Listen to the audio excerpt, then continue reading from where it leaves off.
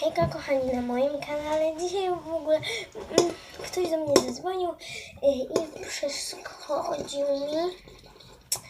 I w ogóle, dobra, robiliśmy slajma walentynkowego, ale nie do końca. Potrzebny nam klej, barwnik, perły i dodatki. Tu jest taki kolor w barwniku z farbką, którego wymieszałam już z klejem. Teraz dodajemy troszkę brokatku. Ktoś tam gada ciągle, ale okej, nie przejmujcie się. Dobra, starczy. Tak troszeczkę, tylko tyć brokatu. Dobra, i ogólnie... czekajcie, muszę się zsunąć. Dobra. Teraz ogólnie do slajma dodajemy aktywator.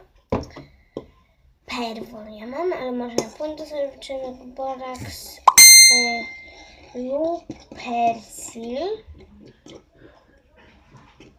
I powoli gęstnieje.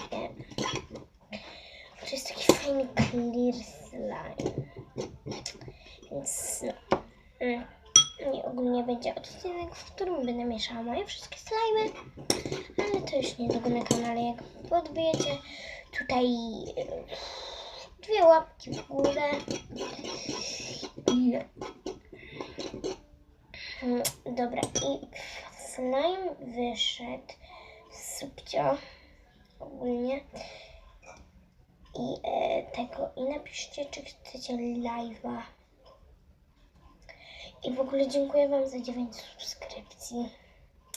Co jest dla mnie tak dużo. Dobra, wróćmy do slime. Slime się już troszkę nie klei, ale troszkę musi. Nie wiem czemu, trzeba się nim troszkę pobawić. Dobra. Fajnie, patrzcie. I polecam takiego zrobić komuś na prezent na przykład. Sorry, bo ktoś mi ciągle pisze coś. I no.